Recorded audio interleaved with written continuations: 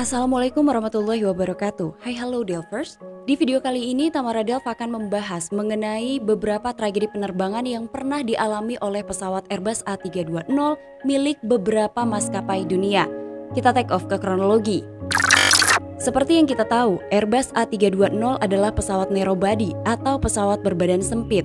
Pesawat penumpang komersial ini mampu terbang dengan jarak dekat sampai jarak menengah dan diproduksi oleh Airbus. A320 merupakan pesawat penumpang pertama dengan sebuah sistem kendali fly-by-wire digital. Pesawat ini pertama kali diperkenalkan pada tahun 1988 dan hingga tahun 2020, A320 telah diproduksi lebih dari 9.000 unit. A320 sudah mengalami lebih dari 60 tragedi penerbangan sejak tahun 1988 hingga 2023 ini. Bahkan kecelakaan pertama yang melibatkan Airbus A320 terjadi hanya beberapa bulan setelah pesawat tersebut resmi diperkenalkan. Kita take off ke kronologi. Tanggal 26 Juni 1988, sebuah pesawat Airbus A320 yang dioperasikan oleh Air France dengan nomor penerbangan 296 dicharter untuk melakukan demo penerbangan di sebuah pameran kedirgantaraan. Rute penerbangan ini adalah dari Bandara Charles de Gaulle menuju ke Bandara Bazar-Mulhouse dan akan melakukan sebuah manuver di lapangan terbang, yaitu lapangan terbang Absheim. Lapangan terbang Absheim ini sendiri adalah merupakan bekas pangkalan militer dan merupakan tempat pesawat Airbus A320 ini akan bermanuver dengan menurunkan roda pendaratan dan menaikkan hidung pesawat. Pesawat ini membawa penumpang sejumlah 136 orang yang terdiri dari 130 orang penumpang dan 6 kru. Kebanyakan penumpang adalah jurnalis dan juga tamu undangan. Ini adalah penerbangan kedua setelah sebelumnya normal dan lancar. Pesawat ini kembali take off pada pukul 12:41 siang waktu setempat dari runway 16. Pesawat meluncur, after take off checklist pun selesai dan pesawat ini mulai mengudara. Hanya sekitar 1 menit pesawat ini sudah berada di ketinggian 1000 kaki dan penerbangan normal. Awalnya rencana penerbangan ini hanya sekitar 5 menit saja. Lapangan terbang Absheim ini adalah lapangan terbang yang kecil sehingga mereka tidak memasukkan database-nya ke dalam pesawat. Sehingga kedua pilot ini awalnya kebingungan di mana sebenarnya letak lapangan terbang tersebut. Ada percakapan yang terekam di CVR, kedua pilot ini menanyakan di mana keberadaan lapangan terbang. Hingga akhirnya salah satu pilot melihat letak dari lapangan terbang tersebut. Pada pukul 12:44 siang waktu setempat, kru melapor bahwa mereka telah siap melakukan manuver. Pesawat mulai turun, kru mengatur flaps dan juga menurunkan roda pendaratan. Pesawat mulai belok dan berusaha mensejajarkan dengan runway.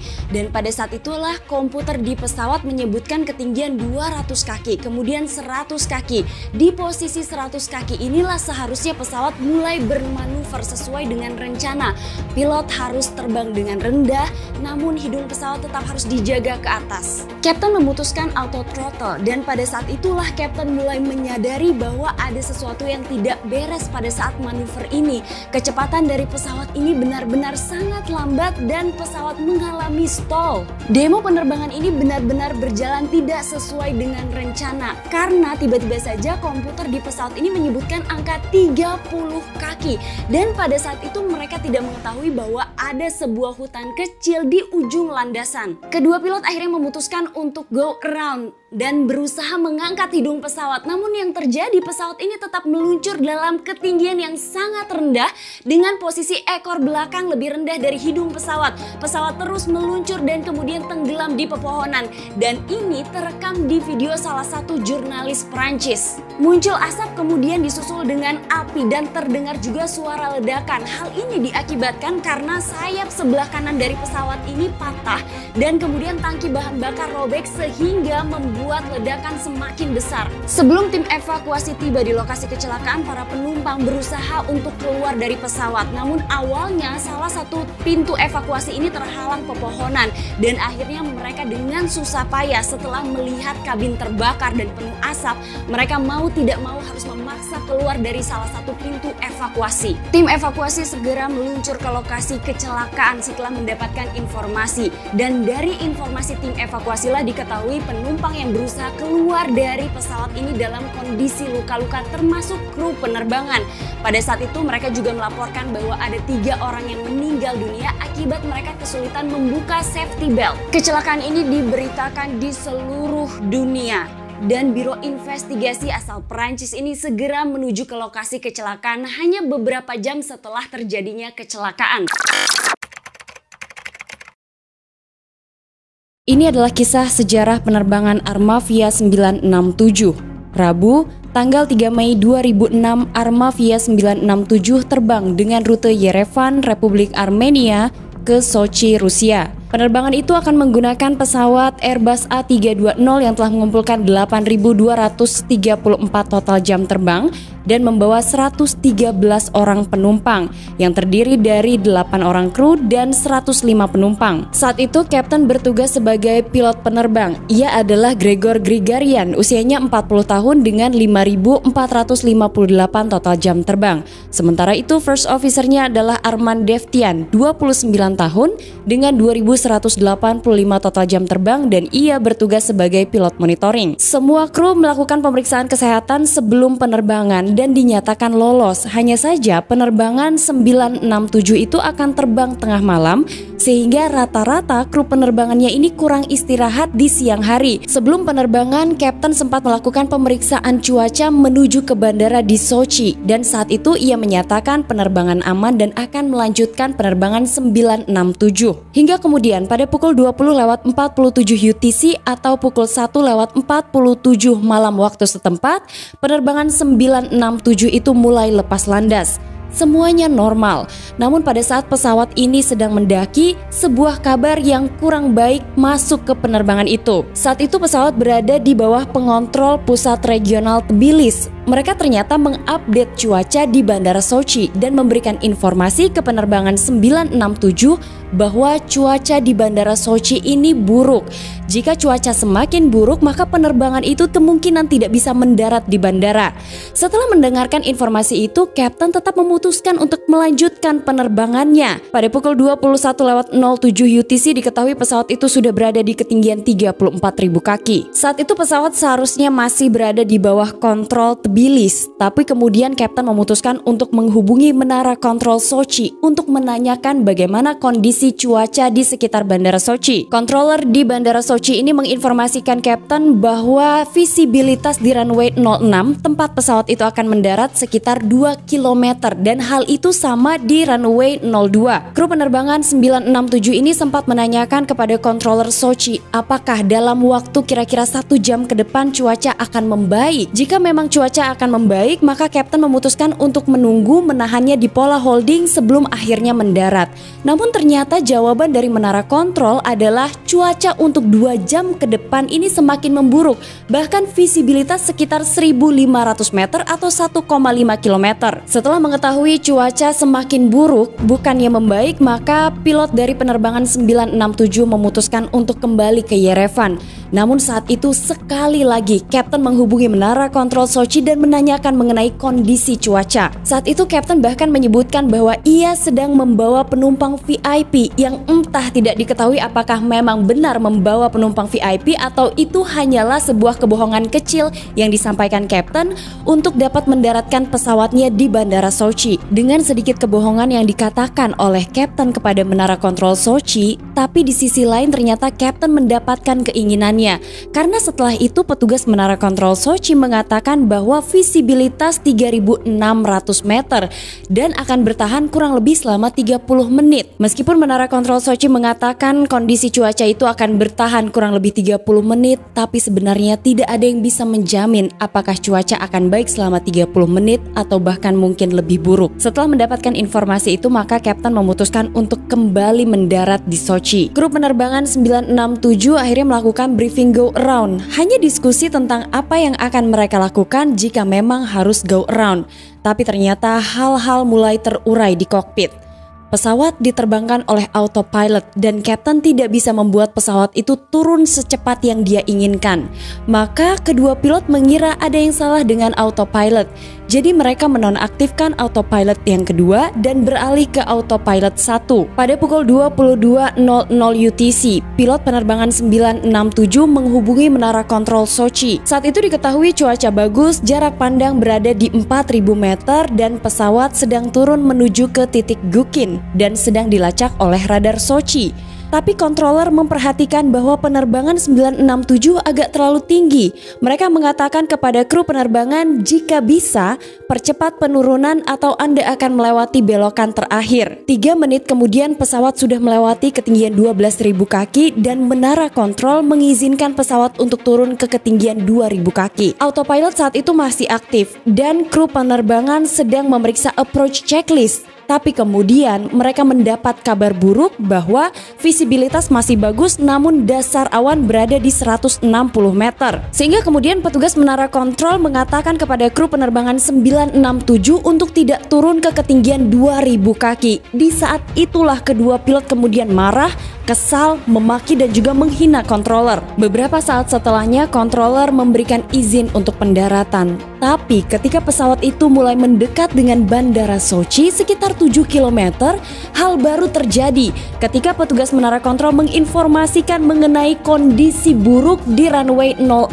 tempat pesawat itu akan mendarat. Setelah petugas menara kontrol menginformasikan mengenai cuaca buruk, maka mereka melarang pesawat itu untuk turun dan memerintahkan pesawat untuk mulai berbelok dan mendaki 600 meter atau sekitar 2000 kaki. Instruksi selanjutnya dari petugas menara kontrol adalah agar pilot menghubungi holding controller. Kru mengikuti instruksi, tapi pesawat mulai naik terlalu cepat. Bahkan terdengar peringatan speed, seolah memberitahu pilot bahwa mereka harus menambah daya secepatnya. Tapi kemudian di saat yang hampir bersamaan, autopilot yang masih aktif justru mencoba menurunkan hidung pesawat dan mendapatkan kembali kecepatan yang dibutuhkan pesawat. Pesawat Airbus A320 milik Armavia 967 itu mulai mendaki dan berbelok 21 derajat. Saat itu autopilot ternyata dinonaktifkan oleh Kapten. Namun ternyata Kapten tiba-tiba saja menurunkan hidung pesawat saat pesawat mulai menambah kecepatan.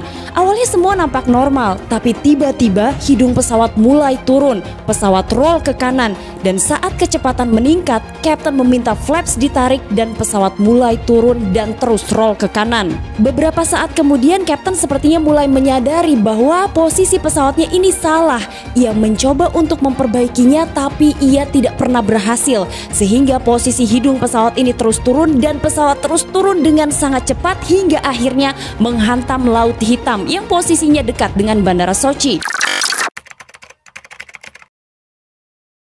Kita take off ke kronologi. Tanggal 17 Juli 2007, sebuah Airbus A320 yang diproduksi tahun 1998 dan telah mengumpulkan lebih dari 21.000 total jam terbang milik maskapai TAM Airlines dengan nomor penerbangan 3054 dijadwalkan terbang dengan rute domestik dari Bandara Internasional Salgado Filho di Puerto Alegre menuju ke Bandara Congonhas di Sao Paulo, Brasil. Pesawat ini akan menempuh jarak lebih dari 800 km dan akan mengudara sekitar 90 menit dengan membawa 187 orang total penumpang. Pesawat take off pada pukul 20.19 UTC atau pukul 17.19 sore waktu setempat dengan 2 orang pilot di dalamnya.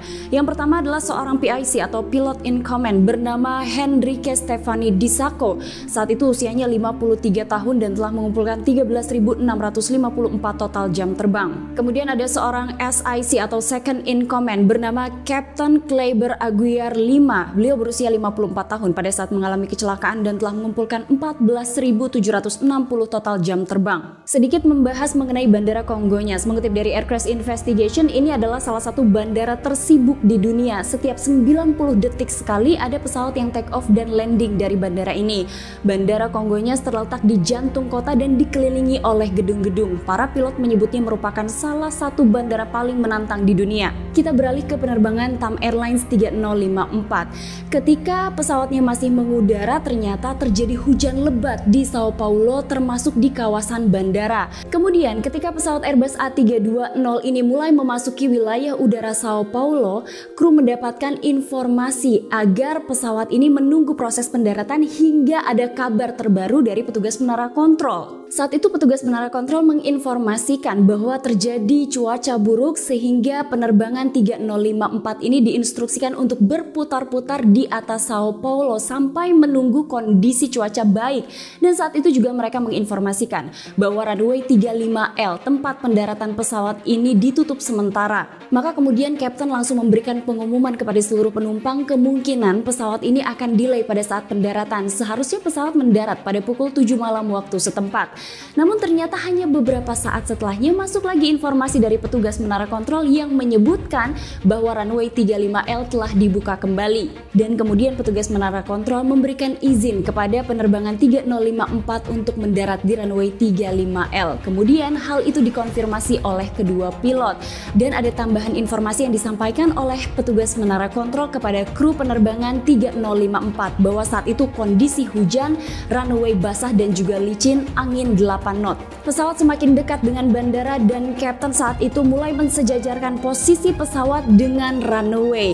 Maka kemudian Kapten mengatakan bahwa ia harus fokus terhadap pendaratan ini mengingat hanya ada satu reverser yang aktif di dalam penerbangan A320 tersebut. Selanjutnya Kapten memutuskan untuk melakukan pendaratan pesawat ini secara manual. Kapten lebih berkonsentrasi lagi hingga akhirnya untuk pertama kalinya roda pendaratan menyentuh runway. Saat itu kemudian Kapten berusaha untuk menarik thrust reverse ke belakang, tapi ternyata tidak ada pengaruhnya. Pesawat ini terus meluncur dengan sangat cepat. Setelahnya Kapten berusaha menginjak foot brake dan lagi-lagi tidak berpengaruh terhadap pesawat ini. Pesawat masih terus meluncur dengan sangat cepat. Kemudian terdengar dari rekaman CVR Kapten 5 menyebutkan untuk mengurangi kecepatan. Kapten kurangi kecepatan. Namun saat itu Kapten Stefan ini menyebutkan ia tidak bisa mengurangi kecepatan pesawat. Dan terdengar lagi ketika Kapten 5 menyampaikan berputar karena ternyata posisi pesawat itu meluncur di runway namun tiba-tiba saja berbelok ke kiri. Setelah pesawat ini berbelok ke kiri keluar dari jalur runway dan tiba-tiba saja pesawat terus keluar dari area bandara. Bandara Congonhas ini terletak di atas jalan raya dan saat itu pesawat justru melintasi sebuah jalan yang bernama Washington Louis dan kemudian jatuh menghantam beberapa bangunan, di antaranya adalah bangunan Tam Express dan juga pom bensin.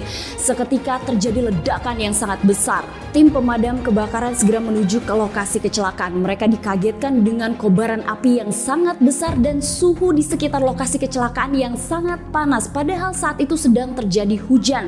Maka kemudian tim pemadam kebakaran berusaha untuk memadamkan api yang berkobar sangat besar itu.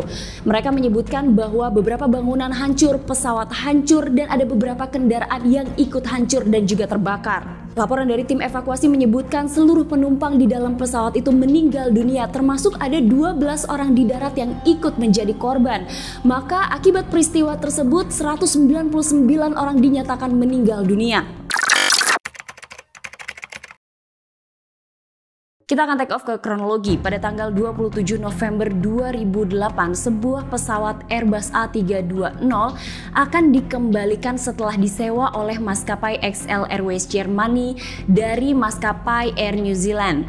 3 minggu sebelumnya pesawat ini telah diperbaiki dan juga diperiksa dan kemudian dicat untuk mengembalikan logo awalnya yaitu logo milik maskapai Air New Zealand. Setelah dilakukan pemeriksaan, engineer menyebutkan bahwa kondisi pesawat ini adalah dalam kondisi bagus. Nah, setelah dilakukan pemeriksaan oleh engineer, giliran Captain dan juga First Officer dari maskapai XL Airways Germany yang melakukan sebuah uji penerbangan atau lebih sering disebut sebagai penerbangan serah terima. Kru dari XL Airways Germany ini akan melakukan sebuah penerbangan uji coba untuk memastikan kondisi pesawat ini memang dalam kondisi yang baik sebelum dikembalikan kepada pemiliknya. Setidaknya ada 35 tes yang akan dilakukan untuk melihat apakah sistem pesawat ini benar dalam kondisi baik. Airbus A320 ini akan take off dari Bandara Perpignan, Prancis Selatan sekitar pukul 14:44 sore waktu setempat dari runway 33. Di dalam pesawat ini terdapat 2 orang kru dari maskapai XL Airways Germany, kemudian ada seorang pilot perwakilan dari maskapai Air New Zealand, dan ada 4 orang engineer dari maskapai Air New Zealand. Tidak ada penumpang di dalam penerbangan ini dan rencananya penerbangan akan dilakukan sekitar 2,5 jam dan mereka akan terbang di sekitar pantai barat Prancis, lalu setelahnya akan kembali lagi ke Bandara Perpignan. Pesawat ini mulai mengudara dan sejak awal pesawat ini mengudara, tes sudah mulai dilakukan. Pesawat ini terus terbang hingga ke ketinggian 18.000 kaki dan sempat berada di ketinggian 39.000 kaki. Kemudian ada sebuah instruksi dari Captain Horrell yang menyebutkan bahwa pesawat ini harus berada di ketinggian 31.000 kaki dan melakukan sebuah manuver. Nah, untuk turun ke ketinggian 31.000 kaki dan melakukan sebuah manuver yang diinstruksikan, maka Captain dari maskapai XL Airways Germany ini harus meminta izin kepada petugas menara kontrol. Tapi kemudian izin itu tidak diberikan karena menurut petugas menara kontrol hal itu tidak aman dan mereka tidak memperbolehkan uji penerbangan di wilayah penerbangan umum. Lalu Captain Keppel mengikuti instruksi dari petugas menara kontrol. Pesawat ini direncanakan akan kembali lagi ke Bandara Perpignan dan saat itu pesawat mendapatkan instruksi dari petugas menara kontrol untuk berada di ketinggian 31.000 kaki dan berbelok ke kanan untuk kembali ke Bandara Perpignan. Beberapa saat sebelum pesawat ini mendarat di Bandara Perpignan, tiba-tiba saja hidung pesawat ini naik ke atas dan pesawat tidak bisa dikendalikan oleh Kapten meskipun Kapten berusaha dengan sangat keras untuk menurunkan hidung pesawat. Maka sejak saat itu kedua pilot yang berasal dari maskapai XL Airways Germany berusaha untuk menurunkan hidung pesawat agar pesawat ini bisa mendarat dengan aman di bandara. Tapi usaha dari dua pilot XL Airways Germany ini gagal untuk menormalkan penerbangan. Hingga kemudian pesawat masih terus naik dan setelah itu mengalami stall. Hanya beberapa setelahnya tiba-tiba posisi pesawat dalam kondisi terbalik. Hidung pesawat berada di bawah dan sejak saat itu pesawat terus turun dengan sangat cepat dan akhirnya pesawat ini jatuh menghantam permukaan air. Sedikit membahas mengenai pesawat yang digunakan dalam penerbangan QZ8501. Pesawatnya adalah Airbus A320. Pesawat itu dibuat di Prancis pada tahun 2008 dan pada saat mengalami kecelakaan telah mengumpulkan 23.039 total jam terbang. Pesawat Airbus itu sendiri terdaftar dengan registrasi PKAXC, Papa Kilo Alpha X-Ray Charlie. Ada dua orang pilot yang bertugas di dalam penerbangan AirAsia 8501. Yang pertama adalah Kapten Irianto, seorang pria warga negara Indonesia berusia 53 tahun. Beliau telah mengumpulkan 20.537 total jam terbang dan memulai karirnya dengan TNI Angkatan Udara dari tahun 1983 hingga tahun 1993. Sebelumnya disebutkan beliau juga sempat menerbangkan pesawat-pesawat tempur dan menjadi instruktur penerbangan pada pesawat baling-baling bermesin tunggal. Setelah tidak bergabung dengan TNI Angkatan Udara, beliau juga disebutkan pernah bergabung dengan maskapai komersial lainnya dan pernah menerbangkan beberapa jenis pesawat.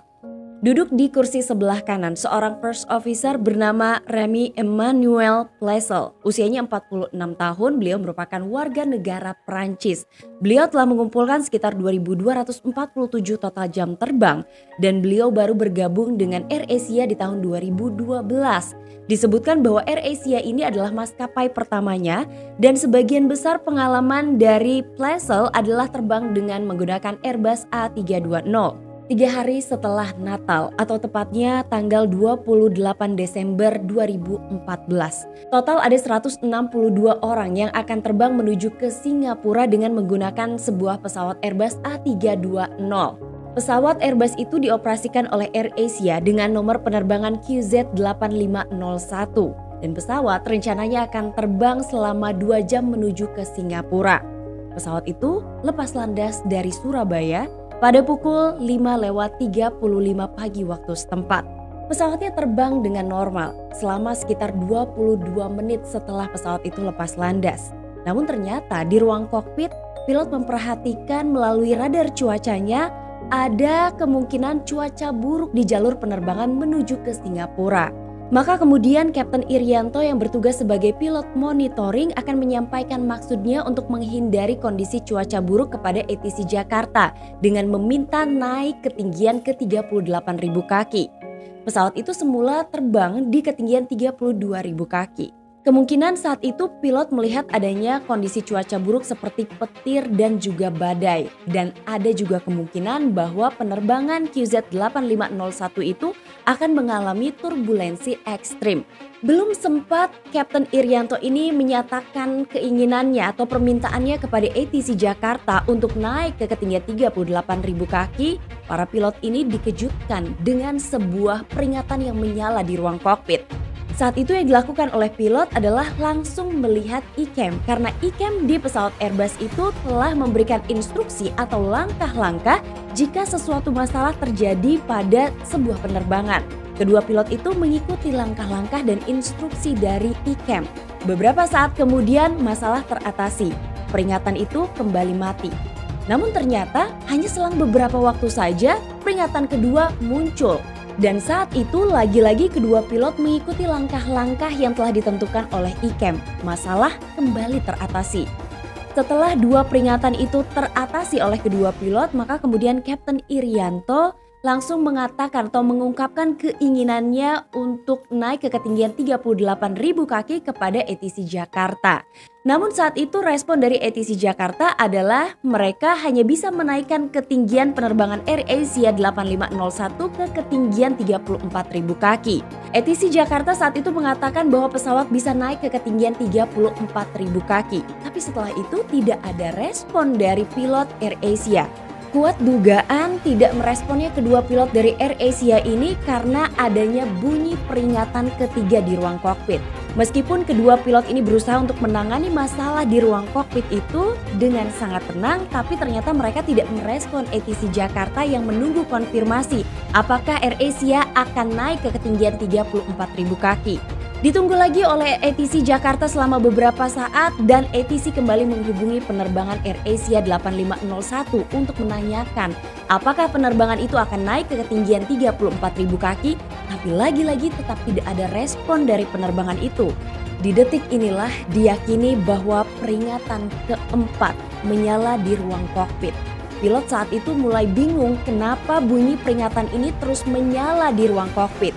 Tapi sepertinya Kapten Irianto sudah mengetahui bahwa masalah yang terjadi di penerbangan itu adalah karena RTLU yang mengalami malfunction. Sekali lagi Kapten berusaha untuk memperbaiki masalah di penerbangannya, tapi kali ini tidak mengikuti langkah-langkah dari iCam. Diduga saat itu Kapten Irianto mencoba untuk mencabut circuit breaker yang terhubung dengan RTLU. Dan sepertinya masalah mulai terjadi di sini. Beberapa saat setelah Kapten menarik circuit breaker, saat itu posisi pesawat mulai tidak stabil. Tidak ada yang menyadari posisi pesawat saat itu roll ke kiri. Kemudian tiba-tiba saja kedua pilot ini lagi-lagi dibuat bingung karena ada dua bunyi peringatan yang muncul setelah Kapten menarik circuit breaker itu. Posisi pesawat tidak stabil. Tidak dari kedua orang pilot yang sepertinya menyadari bahwa pesawat itu dalam sikap yang aneh. Beberapa saat kemudian, barulah sepertinya kedua pilot mencoba untuk menangani masalah penerbangannya. Dengan kata lain, saat itu kedua pilot berusaha untuk memperbaiki sikap pesawat. Tapi yang terjadi, tiba-tiba saja bunyi peringatan lain, yaitu bunyi peringatan bahwa pesawat itu stall terdengar di ruang kokpit. Yang dilakukan oleh First Officer Plessel yang bertugas sebagai pilot penerbang adalah ia mencoba memulihkan kembali posisi pesawatnya. Tapi yang ia lakukan adalah berusaha untuk menggerakkan joystick ke kiri, kemudian ke kanan dan menariknya ke atas. Seketika, Kapten saat itu langsung berteriak agar First Officer tetap menjaga level penerbangannya. Tapi sepertinya upaya dari First Officer untuk tetap menjaga level pesawatnya ini gagal. Posisi pesawat terus naik secara drastis. Di tempat lain, ATC Jakarta saat itu memperhatikan penerbangan AirAsia dari radar. Semula pilotnya meminta untuk naik ke ketinggian 38.000 kaki dan diizinkan oleh ATC naik ke 34.000 kaki. Tidak ada konfirmasi, tapi radar dari ATC Jakarta menunjukkan pesawat itu terus naik hampir mendekati 34.000 kaki. Kembali ke penerbangan 8501, setelah pesawatnya terus mendaki dengan sangat curam, saat itu posisi pesawat tidak stabil dan pesawat itu terus naik dengan sangat tinggi dan semakin tinggi. Bahkan di layar ATC saat itu hampir menunjukkan angka 36.000 kaki. Setelah pesawat itu terus mendaki dengan sangat curam, secara tiba-tiba saja pesawat itu mulai turun, hampir menukik dan turun menuju ke lautan. Kapten kemudian mengatakan kepada first officer-nya untuk mempertahankan ketinggian pesawat. Kapten Irianto terdengar beberapa kali berteriak, pull down, pull down. Tapi saat itu sepertinya first officer justru tidak bisa melakukan apapun. Kedua pilot berusaha untuk menyelamatkan penerbangan QZ8501, tapi upaya dari keduanya gagal. Hingga kemudian setelah pesawat itu berada di ketinggian 36.000 kaki, pesawat turun dengan sangat cepat. Di layar radar ATC, ketika pesawat itu berada di ketinggian sekitar 24.000 kaki, tiba-tiba saja pesawatnya hilang. Namun yang terjadi pada penerbangan 8501 setelah pesawatnya itu turun dengan sangat cepat, bagian-bagian pesawat mulai terlepas karena pesawat itu turun dengan sangat cepat. Pesawat itu mulai turun di balik awan hitam hingga kemudian menghantam lautan dengan suara dentuman yang sangat keras. Hanya 43 menit setelah AirAsia QZ8501 meninggalkan Surabaya, tiba-tiba saja pesawat itu menghilang. Kemudian diketahui data terakhir yang dicatat atau direkam oleh FDR terjadi pada pukul 6:20 pagi waktu setempat. Berita hilangnya AirAsia 8501 dengan sangat cepat menyebar luas. Ini adalah penerbangan rutin yang normal, tapi secara tiba-tiba pesawatnya bisa menghilang secara misterius. Hari Selasa, tanggal 24 Maret 2015. Sebuah pesawat Airbus A320 dengan registrasi DAIPX dioperasikan oleh Germanwings dengan nomor penerbangan 9525. Pesawat itu terjadwal terbang dengan rute Barcelona, Spanyol menuju ke Düsseldorf, Jerman. Di dalam pesawat terdapat 6 orang kru dan 144 orang penumpang. Kebanyakan dari penumpang ini merupakan warga negara Spanyol dan juga Jerman. Di antara mereka ada 16 orang siswa menengah atas yang berasal dari Jerman dan mereka baru saja selesai pertukaran budaya di Spanyol. Keenam kru pesawat ini sebelumnya telah terbang dari Jerman menuju ke Barcelona. Penerbangannya aman hingga pesawat itu mendarat di Barcelona. Penerbangan 9525 kemudian bersiap di Bandara Barcelona untuk penerbangan selanjutnya menuju ke Düsseldorf, Jerman. Persiapan telah selesai, kemudian sekitar pukul 9 pagi waktu setempat, pesawat itu mulai mengudara. Hanya beberapa saat setelah pesawat itu mengudara, autopilot aktif. Dua pilot yang menerbangkan pesawat Airbus A320 milik Germanwings itu adalah yang pertama Kapten Patrick Sondenheimer, 34 tahun, beliau merupakan warga negara Jerman dan telah mengumpulkan 6.763 total jam terbang. Beliau semula adalah seorang first officer dari maskapai Lufthansa. Beliau berpengalaman dan juga terlatih. Kemudian yang kedua adalah first officer bernama Andreas Lubitz, 27 tahun dengan 919 total jam terbang. Ia merupakan mantan pilot dari Lufthansa, cukup berpengalaman, namun ia memiliki latar belakang kesehatan yang aneh. 12 menit setelah pesawat itu lepas landas, seorang pramugari mengetuk pintu kokpit dan meminta izin untuk masuk. Di dalam kokpit, pramugari dan dua pilot terlibat pembicaraan mengenai pendaratan di Jerman. Saat itu juga ada permintaan untuk disiapkan makan siang dari first officer. Hanya beberapa menit kemudian pramugari itu keluar, ia menutup pintu kokpit. Sekitar 27 menit setelah pesawat itu lepas landas, kemudian diketahui pesawat sudah berada di ketinggian 38.000 kaki. Kapten melapor pada ATC Marseille karena mereka mulai memasuki wilayah udara Prancis. Semenjak itu penerbangan 9525 mulai dipantau dan juga diarahkan oleh ATC. Informasi terakhir adalah agar pesawat terbang menuju ke waypoint Irmar dan informasi itu dikonfirmasi oleh pilot. Ketika pilot-pilot yang terbang melalui wilayah udara Prancis ini berkomunikasi dengan ATC Marseille, maka saat itu mereka tidak akan terhubung lagi dengan ATC sampai instruksi pada saat pesawat akan turun. Begitupun dengan penerbangan 9525. 30 menit setelah lepas landas, first officer mengingatkan Kapten untuk pergi ke toilet. Karena sebelumnya Kapten sempat menyatakan ia ingin pergi ke toilet ketika pesawatnya sedang berada di Bandara Barcelona tapi tidak memiliki waktu. Pada saat diingatkan oleh first officer, Kaptennya mengatakan ide yang bagus. Kemudian beberapa saat setelahnya, Kapten menitipkan kontak komunikasi radio kepada First Officer karena saat itu ia bertugas sebagai pilot monitoring. Kapten selanjutnya beranjak dari kursinya, kemudian berjalan di ruang kokpit, membuka pintu kokpit dan menutupnya kembali. 2 menit setelah Kapten meninggalkan ruang kokpit, saat itulah First Officer mengunci pintu kokpit dari dalam kokpit. Kemudian setelah itu ia memulai penurunan pesawat. Pesawat itu diturunkan dengan kecepatan sekitar 273 hingga 308 knot. Tingkat penurunannya bervariasi dari 1.700 kaki per menit hingga 5.000 kaki per menit. Beberapa saat setelahnya terdengar upaya Kapten untuk masuk ke ruang kokpit, tapi ternyata kode aksesnya ditolak. Tidak tahu apa yang terjadi, hanya saja saat itu yang dilakukan oleh Kapten adalah mengetuk pintu kokpit dan meminta First Officer Lubitz untuk membukakan pintu kokpit. Namun saat itu tidak ada respon. Setelah tidak mendapatkan respon, Kapten kembali mengetuk cukup keras pintu kokpit dan ia sedikit berteriak agar First Officer membuka pintu kokpit, tapi lagi-lagi tidak ada respon. Menyadari ada sesuatu yang tidak beres di dalam ruang kokpit dan First Officer-nya, maka Kapten kemudian mulai berteriak dan memukul pintu kokpit. Ia mengatakan agar First Officer secepatnya membuka pintu kokpit, tapi tetap tidak ada respon. Hingga kemudian menyadari adanya masalah yang semakin parah dengan penerbangannya, Kapten meminta pramugarinya untuk membawakannya sebuah alat agar ia bisa membuka ruang kokpit. Saat itu tidak terlalu jelas apakah alat yang digunakannya adalah kapak atau alat pemecah kaca yang terhubung dengan alat pemadam kebakaran. Tapi yang jelas saat itu Kapten menggunakan sesuatu untuk membuka ruang kokpit. Tapi seperti kita tahu, setelah tragedi penerbangan yang terjadi di Amerika, keamanan di dalam pesawat diperketat, salah satunya adalah di ruang kokpit. Sehingga apapun yang dilakukan Kapten dari luar pintu kokpit itu tidak pernah bisa berhasil untuk membuka pintu kokpit. Padahal dari dalam ruang kokpit, First Officer Lubitz bisa melihat melalui CCTV bahwa di depan pintu kokpitnya itu ada Kapten yang ingin masuk ke ruang kokpit. Sementara itu di tempat lain, ATC mulai melihat adanya keanehan dengan penerbangan 9525. Mereka melihat pesawat itu terus turun, bahkan pesawat turun tanpa izin dari ATC.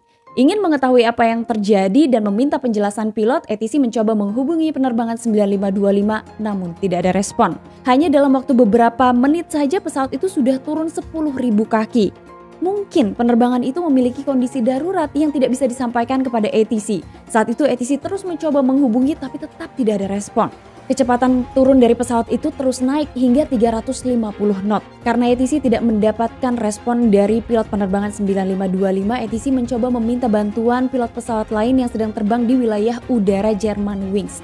Namun ketika pilot dari pesawat lain juga mencoba menghubungi Germanwings, mereka juga tidak mendapatkan respon. Ketinggian pesawat terus turun hingga 7.000 kaki, padahal di depan penerbangan Germanwings itu terdapat Gunung Alpen yang menjulang tinggi.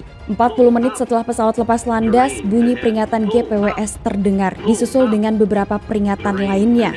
Upaya Kapten untuk membuka ruang kokpit tidak pernah berhasil. Sulit untuk dibayangkan ketika para penumpang yang sedang berada di kursi mereka masing-masing melihat pilot yang menerbangkan pesawat ini berusaha untuk masuk ke ruang kokpit dengan cara memukulkan sebuah benda di tangannya. Bagaimana para penumpang tidak panik melihat kondisi di dalam penerbangan 9525. Sementara itu ATC lumpuh tidak berdaya, tidak bisa melakukan apapun, mereka hanya menunggu informasi yang datang dari penerbangan 9525. Hingga kemudian setelah 41 menit pesawat itu lepas landas, akhirnya pesawat Airbus A320 yang dinilai handal di langit dan cukup populer tiba-tiba saja menghantam pegunungan Alpen. Berita hilangnya penerbangan Germanwings 9525 ini langsung menyebar di media sosial. Sedikit membahas mengenai pesawat yang terlibat dalam tragedi penerbangan Egypt Air 804. Pesawat yang digunakan adalah Airbus A320-232. Pesawat tersebut memiliki registrasi SUGCC.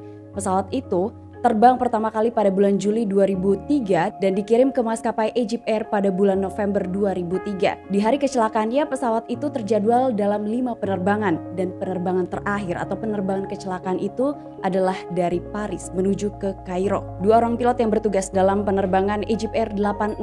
Yang pertama adalah Kapten bernama Mohamed Sokir. memiliki 6.275 total jam terbang, sekitar 2.101 diantaranya dengan menggunakan pesawat Airbus A320. Berada di sebelah sang kapten, seorang first officer bernama Mohamed Asem memiliki 2.766 total jam terbang. Lantas misteri apa yang menyelimuti penerbangan Egypt Air 804? Kita take off ke kronologi. Egypt Air 804 adalah penerbangan internasional terjadwal dengan rute Bandara Paris Charles de Gaulle menuju ke Bandara Internasional Kairo, Mesir. Pesawat tersebut terbang pada tanggal 19 Mei 2019 dengan membawa total 56 orang penumpang dan 5 kru di dalamnya. Penerbangan 804 meninggalkan Paris pada pukul 23.09 malam waktu setempat dengan menggunakan Airbus A320. Penerbangannya normal dan juga lancar. Sesuai dengan rencana penerbangan dan instruksi dari menara kontrol, penerbangan 804 berada di ketinggian 37.000 kaki. Setelah terbang selama kurang lebih 2,5 jam, pilot penerbangan 804 memberikan update progres penerbangannya kepada menara kontrol Yunani karena saat itu posisi pesawat berada di wilayah udara Yunani. Ada beberapa kali komunikasi yang dilakukan antara pilot 804 dengan ATC Yunani. Kemudian setelah beberapa saat berada di wilayah udara Yunani, petugas ATC menyampaikan kepada pilot penerbangan 804 agar mereka mulai menghubungi ATC Mesir karena sebentar lagi pesawat itu akan meninggalkan wilayah udara Yunani dan tugas untuk memandu penerbangan tersebut akan dialihkan ke ATC Mesir. Tapi ternyata instruksi yang disampaikan oleh ATC Yunani ini tidak mendapat respon dari pilotnya. Sekali lagi instruksi mengenai pergantian petugas menara kontrol ini kembali disampaikan oleh ATC Yunani. Tapi lagi-lagi tidak ada respon dari penerbangan 804. Setelah menunggu beberapa saat, hingga kemudian menit demi menit berganti, akhirnya petugas menara kontrol mencoba untuk menghubungi penerbangan 804 sekali lagi. Tapi tetap tidak ada respon dari pilotnya. Hingga kemudian di tengah kecemasan ATC Yunani, ia mencoba menghubungi ATC Mesir untuk menanyakan penerbangan 804. Dan jawaban dari ATC Mesir adalah pesawat itu belum tiba di Kairo. Setelah mengetahui penerbangan 804 menghilang, maka kemudian layanan pencarian dan penyelamatan langsung disiagakan. Siang harinya mereka langsung diterbangkan menuju lokasi di sekitar wilayah perbatasan antara wilayah udara Yunani dengan Mesir. Karena menurut keterangan dari ATC Yunani, seharusnya pesawat itu terbang menuju ke wilayah udara Mesir ketika menghilang. Helikopter dan juga kapal dari 3 negara yaitu Mesir, Yunani, dan Perancis langsung diterjunkan untuk mencari pesawat Airbus A320 milik Egypt Air. Ketiga negara itu merasa bertanggung jawab atas hilangnya penerbangan 804. Waktu pencarian semakin menipis, namun 66 orang dan puing-puing pesawat dari Airbus A320 milik maskapai Egypt Air belum juga ditemukan. Beberapa hari setelah hilangnya penerbangan 804, akhirnya reruntuhan pesawat ditemukan. Pada saat melakukan pencarian di reruntuhan pesawat, black box juga ditemukan. Black box langsung diamankan dan dikirim ke Perancis untuk diunduh data-datanya. Tapi ternyata pihak Perancis hanya boleh mengunduh data-data dan juga memulihkan data-data dari CVR maupun FDR. Setelah itu mereka harus menyerahkan data black box pada pemerintah Mesir untuk dilakukan penyelidikan. Itulah beberapa tragedi penerbangan Airbus A320 yang telah dirangkum oleh tim Tamara Delft. Doa kita dan harapan kita bersama adalah agar tragedi semacam itu tidak pernah terulang kembali di kemudian hari. Terima kasih kamu sudah nonton video aku hari ini. Jangan lupa di subscribe, dinyalakan lonceng notifikasi, dan sampai ketemu di episode selanjutnya. Assalamualaikum warahmatullahi wabarakatuh.